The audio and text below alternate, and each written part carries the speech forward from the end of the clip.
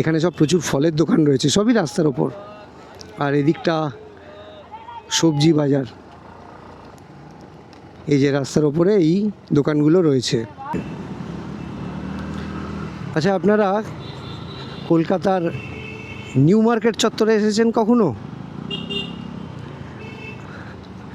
আমি যদিও আগে এসেছি আর ওই দিকটা দেখিয়েছি, তবে আজকে নিউ মার্কেট চত্বরের একটু অন্য দিক দেখাবো, পিছন দিকটা। তবে যেহেতু এখন সবে সকাল 10টা বাজে, তাই নিউ মার্কেটের আসল চেহারা আপনাদের আমি দেখাতে পারছি না।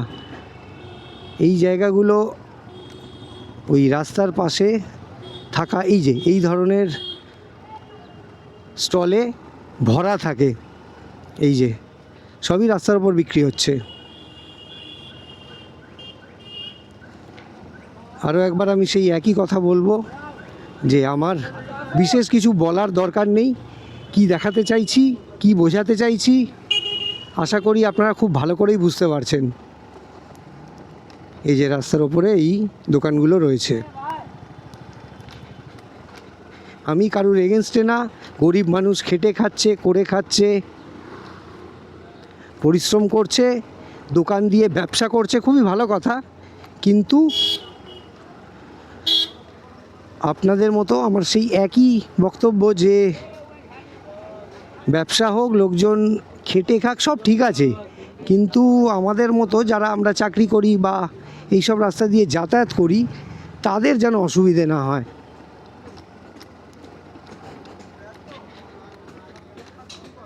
যদিও সবার বা সবাইকে খুশি করে চলাটা কখনোই সম্ভব নয়।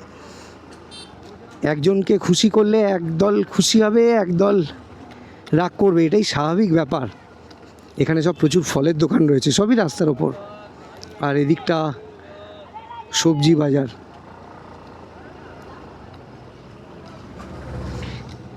আসলে কি, আমি যখন এই এরিয়া দিয়ে অনেকবার সন্ধ্যের দিকে গেছি, তো তখন দেখেছি যে এখান দিয়ে গলতে গেলে কি অবস্থা হয়, কি মারাত্মক চাপ হয়।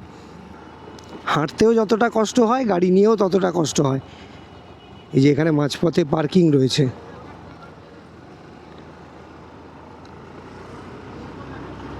আমি আর একটা রাউন্ড মেরে এলাম আর ওই সামনে থেকে বাঁ দিক নেব।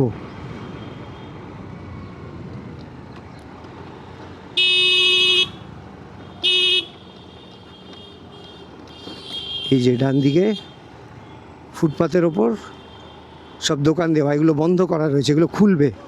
এদিকটাও সেম।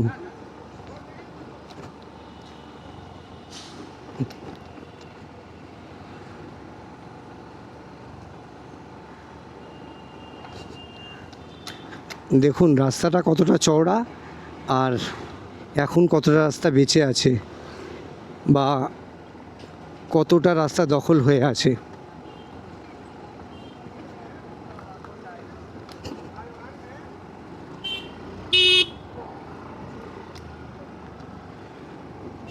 রাস্তার দুটো দিক দেখুন, খেয়াল করুন।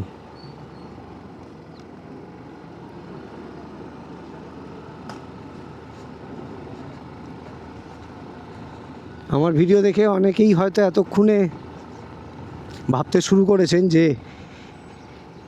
এই লোকটা হয়তো গরিবদের শত্রু, শুধুমাত্র চায় যে গরিবদের অসুবিধে হোক যারা এই কষ্ট করে ব্যবসা করছে। আমি কিন্তু সেরকম কিছুই চাই না। আমি চাই যে কারুরই অসুবিধে না হোক। যারা পরিশ্রম করে ব্যবসা করছে তাদেরও সংসার চলুক, তারা খেটে খেতে পারুক, আর আমরাও যাতে রাস্তাকে রাস্তার মতো করে ব্যবহার করতে পারি। যাই হোক, চলুন আজকের আমার ভিডিও, আমার ব্লগ এটুকুই ছিল।